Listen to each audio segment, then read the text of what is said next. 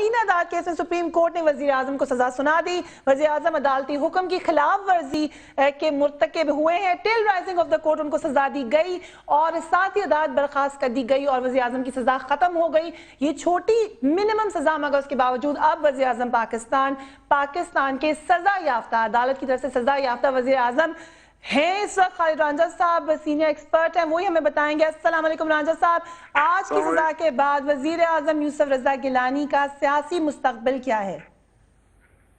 तो मैं समझता हूँ कि जहाँ तक उनका वजीर आजम रहने का तल्लुक है वो तो मुंसलिक है उनका मेंबर रहने तक।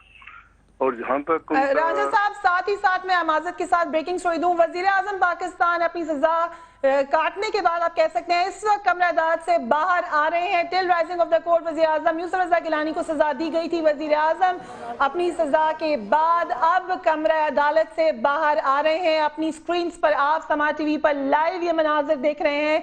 इंतहाई अहम दिन पाकिस्तान की तारीख का, वजीर आजम सुप्रीम कोर्ट आए, वहां पर जजेस ने उनको फैसला सुनाया, till rising of the court उनको सजा दी गई और इस वक्त वजीर आजम तौहीन अदालत केस में वजीर आजम अपनी 30 सेकंड की सजा के बाद कमरे अदालत से बाहर आ चुके हैं। और आप देख सकते हैं अपनी स्क्रीन पर इस वक्त वजीर आजम के साथ काफी भारी तादाद में लोग मौजूद हैं, सिक्योरिटी मौजूद है। वजीर आजम अपनी 30 सेकंड की सजा के बाद कमरा अदालत से बाहर आ चुके हैं।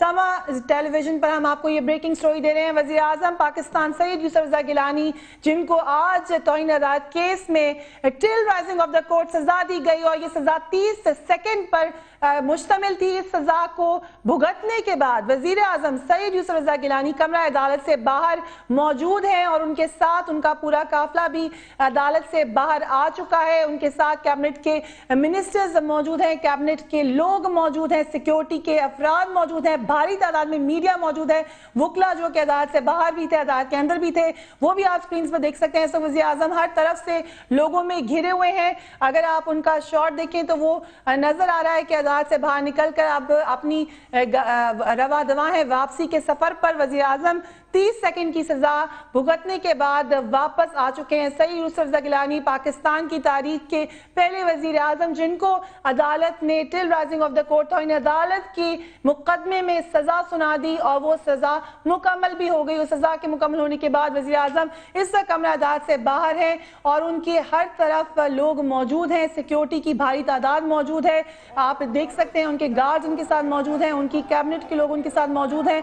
बहुत बड़ी तादाद में वजीर आजम को लोगों ने घेरा हुआ है। वजीर आजम कमरा अदालत से बाहर आकर वापसी के सफर पर जा रहे हैं। आप देख सकते हैं अभी मुस्कुराहट भी नजर आ रही है वजीर आजम की चेहरे के ऊपर। बहुत से लोग कहते हैं कि वजीर आजम हाउस से ये आवाजें आ रही थी कि वजीर आजम एक्सपेक्ट कर रहे हैं कि उनको सजा सुनाई जाएगी, बल्कि यहाँ तक एक्सपेक्ट कर रहे हैं कि शायद उनको जेल भेज दिया जाएगा और वो हर तरीके से तैयार है। वजीर आजम पिछले कई दिनों से मुख्तलिफ सहाफियों, एंकर्स, जर्नलिस्ट से मुलाकातें भी कर रहे थे, जिसमें भी वो बार बार ये बात बता रहे थे कि वो रेडी हैं उनको जो भी सजा दी जाए, क्योंकि वो पाकिस्तान पीपल्स पार्टी, जिसको पीपल्स पार्टी का मौक़िफ़ ये है कि खत लिखने को वो पाकिस्तान पीपल्स पार्टी से गद्दारी समझते हैं, जबकि दूसरा मौक़िफ़ ये है कि ये खत लिखना चाहिए था क्योंकि ये अदालत का फैसला था। वही वजीर आजम यूसुफ रजा गिलानी जो कि उनके अपने अल्फाज में अपनी पार्टी के साथ गद्दारी नहीं करेंगे, उनको सजा सुना दी गई। तो इन्हें अदालत के केस में 30 सेकंड की सजा भुगतने के बाद वही वजीर आजम इस वक्त कमरा अदालत से बाहर मौजूद हैं। आप लाइव मनाजिर अपनी स्क्रीन पर देख रहे हैं और वजीर आजम के काफिले को भी आप देख सकते हैं कि कितनी भारी तादाद में वजीर आजम को हर तरफ से घेरा गया था। वजीर आजम पाकिस्तान गाड़ी में बैठकर वापस रवाना हो चुके हैं। इस वक्त उनके साथ उनका प्रोटोकॉल भी मौजूद है और आप देख सकते हैं स्क्रीन के ऊपर ये तारीखी मनाजिर कि वजीर आजम अपनी सजा भुगतने के बाद वापस रवाना हो चुके हैं। इस वक्त ये स्क्रीन पर मनाजिर नजर आ रहे हैं कि वजीर आजम सईद यूसुफ रजा गिलानी 30 सेकंड की सजा भुगतने के बाद वापस रवा दवा हैं और साथ ही साथ इस वक्त अदालत में अभी भी काफी भारी तादाद में लोग नजर आ रहे हैं। ये और मनाजिर आप देखिए, वजीर आजम की गाड़ी का मंजर आप दूसरी तरफ से देख सकते हैं। वजीर आजम अपनी गाड़ी में बैठ चुके हैं और उनके साथ उनके साथी भी उनके हमरा हैं और वो वापसी के सफर पर रवा दवा हैं। जब वजीर आजम सुबह इस अदालत में आए थे उस वक्त वो सजा याफ्ता नहीं थे। इस वक्त जब वो जा रहे हैं तो उनको सजा मिल चुकी है और वो उसको भुगत भी चुके हैं। खालिद रांझा साहब जो कि इस वक्त सुप्रीम कोर्ट के बाहर मौजूद हैं, हमें अपडेट करेंगे। खालिद रांझा साहब, इस वक्त क्या माहौल है और क्या अपडेट है? میں سمجھتا ہوں جہاں تک کنوکشن ہے ٹیورائزنگ آف کورٹ. قائد رانجھا صاحب میں آپ کے پاس پھر آتی ہوں. میں قائد عظیم صاحب کے پاس بھی چلوں گی جو کہ کورٹ کے باہر ہمارے ساتھ موجود ہیں اور ان سے ہم کر رہے تھے لیکن اس وقت ہمارا رابطہ ان سے نہیں ہو رہا. واپس قائد رانجھا صاحب آپ کے پاس ہی آؤں گی. آپ کیا ڈیولپمنٹ دیکھتے ہیں؟ آپ کیا سمجھتے ہیں کہ منیمم سزا سنائی گئی ہے وزیر اعظم کو, اس کے بعد اب کیا ہوگا؟ یہ آپ سوال مجھ سے پوچھ رہی ہیں؟ جی آپ سے پوچھوں قائد رانجھا صاحب. ہاں میں سمجھتا ہوں یہ اس کے بعد ممکن ہے کہ وزیر اعظم صاحب اس کی اپیل دائر کریں. یہ سزا غلط ہوئی ہے اور وہ فل کورٹ سنے گا. فل کورٹ نہ سنے تو کم سے کم وہ بینچ بڑا ہوگا اس بینچ سے, اور لہذا یہ سزا جو ہے یہ مؤخر بھی ہو سکتی ہے. اور جو کہا جا رہا ہے کہ ان کی درخواست دی جائے گی فار ہز ریموول, وہ بھی بے سود ہو جائے گی. لیکن ایز اٹ از وزیر اعظم کے خلاف جو چارج تھا اس میں تصدیق کی عدالت نہیں تھی. جب تک عدالت تصدیق نہ ہو اس وقت تک آپ یہ نہیں کہہ سکتے کہ جی ڈسکوالیفیکیشن ہو گئی ہے. عارف نظامی صاحب سینئر اینالسٹ ہمارے ساتھ موجود ہیں لاہور سے. السلام علیکم نظامی صاحب, آپ کیسے دیکھتے ہیں آج کے فیصلے کو؟ السلام علیکم جی. یہ جو برخاست عدالت جو فیصلہ آیا ہے یہ سزا تو منیمم ہے, لیکن اصل سزا جو ہے وہ تو عدالت کی طرف سے تفصیلی فیصلہ آنے پہ ہی پتہ لگا. لیکن اصل سزا جو ہے وہ جو باقی پروسیڈنگز ہیں جس کا رانجھا صاحب نے بھی ذکر کیا وہ وہی ہیں کہ ڈسکوالیفیکیشن یا لیگل جو معاملات ہیں ان میں الجھانا تو, اور الٹیمیٹلی ان کو اپنے عہدے سے بھی ہاتھ دھونے پر مجبور کرنا ہے. لیکن جیسے لگ رہا ہے یہ پروسیس بھی بڑا لمبا ہوگا. اگر وزیر اعظم اپیل پہ جاتے ہیں, پھر اگر اسپیکر کے پاس جاتا ہے ڈسکوالیفیکیشن کا, وہ بھی ان کی اپنی اسپیکر ہیں, وہ بیٹھی رہے ہیں اس پہ کافی دیر, پھر وہ الیکشن کمشنر کو بھیجیں, پھر اور عدالتی معاملات جو ہیں وہ جائیں, پھر ڈسکوالیفیکیشن کی ایک بحث شروع ہو. ابھی تو تفصیلی فیصلہ آنے میں بھی دیر ہے. تو وزیر اعظم جو ہیں وہ تو وزیر اعظم رہیں گے آئندہ چند ماہ تک, اور بجٹ بھی پیش کریں گے. تو اس لحاظ سے سیاسی طور پہ تو اس کا بھی فوری طور پہ تو اثر نہیں پڑے گا ان کے اوپر. لیکن اصل بات یہ ہے کہ اس کو استعمال کیا جائے گا, جیسا کہ بعض پیپلز پارٹی کے لوگوں نے کہنا شروع کر دیا ہے کہ جی عدلیہ سے کبھی انصاف نہیں ملا پیپلز پارٹی کو, بھٹو صاحبہ کو بھی پھانسی دے دی گئی تھی, یہ بھی اس قسم کا جوڈیشل مرڈر ہے. اور عدلیہ بھی میرے خیال سے اس چیز کی کانشیس تھی, اس لیے انہوں نے جو کم ترین سزا ہے ان کو دی جس سے وہ اپنے آپ کو ہیرو یا شہید کے طور پہ پیش نہ کر سکیں. اور اس ضمن میں آپ سمجھتے ہیں کانشیسلی کم ترین سزا دی ہے؟ نظامی صاحب میں اس نقطے کو اٹھانا چاہوں گی قائد رانجھا صاحب سے, کیونکہ قانونی نقطہ ہے. کیا آپ بھی سمجھتے ہیں قائد رانجھا صاحب کے پاکستان پیپلز پارٹی کی طرف سے متواتر یہ میسج آ رہا تھا کہ انتہائی شدید پروٹیسٹ ہوں گی؟ اعتزاز احسن صاحب بھی یہ بات فرما چکے ہیں کہ شاید ججز کو اندازہ نہیں ہے مگر کتنی شدید پروٹیسٹ ہو سکتی ہیں, اس وجہ سے کم ترین سزا دی گئی. اور آئین پاکستان کے آرٹیکل 63 کے تحت ایک پارلیمنٹ کے اوپر اگر توہین عدالت کی سزا لگ جائے تو اس کے چارجز کے بعد اس کا مستقبل کیا ہوگا؟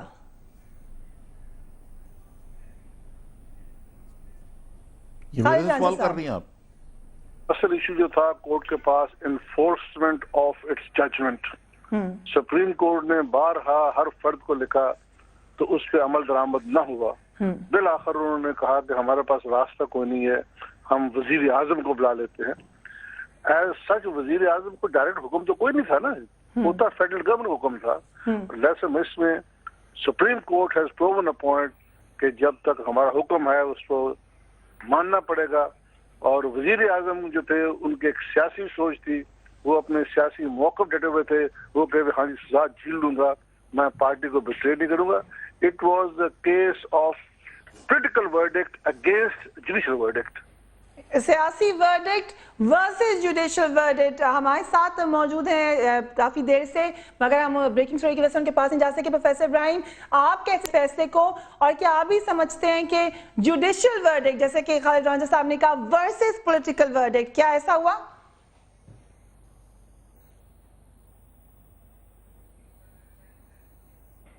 یہ ہے کہ اس کے آفٹر ایفیکٹس کیا ہوں گے, اس کے مابعد اثرات, اور مابعد اثرات بہت اہم ہیں. اس لحاظ سے کہ وزیر اعظم اب وزیر اعظم رہتے ہیں یا ڈسکوالیفائی ہوتے ہیں، اور حکومت کا رویہ کیا ہوتا ہے۔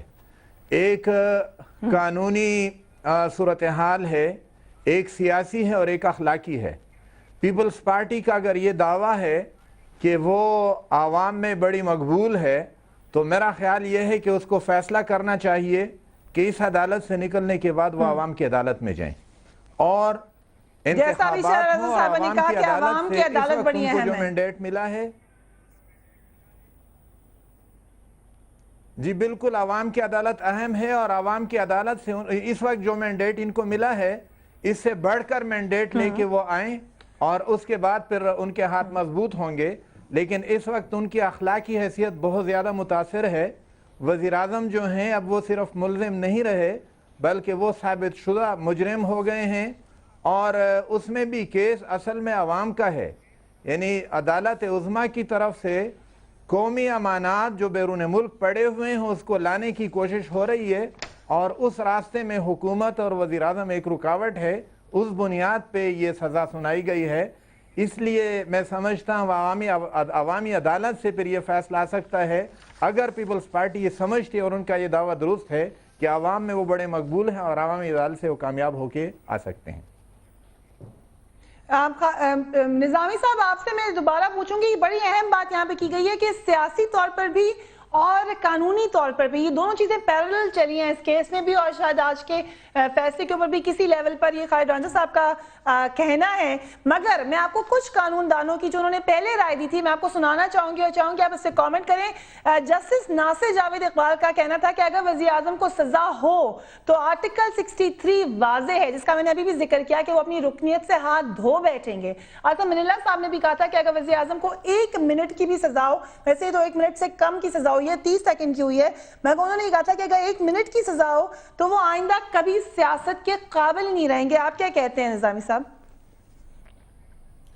یقیناً یہ جو بات ہے یہ درست ہے کہ قانونی طور پہ اور آئینی طور پہ، اب دیکھیے جو مثلاً اٹارنی جنرل آئے ہیں نئے قادر صاحب جو ہیں، ان کا بھی عجیب قسم کا استدلال تھا کہ بطور پروسیکیوٹر انہوں نے کہا جی یہ تو کوئی کنٹیمپٹ بنتی نہیں اور کنٹیمپٹ کا لاء ہی نہیں ہے۔ اب یہ فیصلہ تو عدالت نے کرنا ہے کہ کنٹیمپٹ کا لاء کیا ہے، اور یہ تفصیلی فیصلے پہ ڈیپینڈ کرے گا۔ لیکن عدالت کو بھی معروضی حالات کو دیکھنا چاہیے کہ یہ ایسے مرحلے پہ سزا سنائی جا رہی جب الیکشن ہونے کے لیے زیادہ دیر نہیں رہ گئی، یعنی یہ مہینوں کا کھیل ہے، سال کا نہیں ہے۔ اس ضمن میں پیپلز پارٹی کو سوائے مارٹر بنانے کے اور اس سے کوئی شاید فائدہ نہ ہو، اور پیپلز پارٹی کیونکہ اپنی پرفارمنس پہ یہ حکومت جو ہے، اگر گیلانی صاحب دیکھیں کہ ان کی حکومت کی جو کارکردگی ہے وہ کوئی قابل رشک نہیں ہے، یعنی اکنامک فرنٹ پہ، گورننس فرنٹ پہ، ٹرانسپیرنسی فرنٹ پہ، اور گیلانی صاحب کو نہ صرف اس کیس کا سامنا ہے، ان کے بیٹے کو بھی ANF نے طلب کیا ہے، ان کے اوپر بھی وہ ڈرگز والا کیس ہے، اور کئی قسم کے کیسز کھل سکتے ہیں۔ تو اس وقت لیکن نظامی صاحب اگر ہم اس کو براڈر پرسپیکٹیو میں ابھی اگر ہم ایک نقطے پہ میں چاہوں گی آپ روشنی ڈالیں، چاہے 30 سیکنڈ کی سزا ہو، جو کہ میں آپ کو ابھی یہ قانون دانوں کی بھی میں پوائنٹس پڑھ کے اس کی روشنی میں کہی تھی، اس پہ میں آپ سے آ کے ہیڈ لائنز کا وقت ہو رہا ہے، اس کے بعد میں چاہوں گی کہ ہم اس پہ تفصیلاً بات کریں۔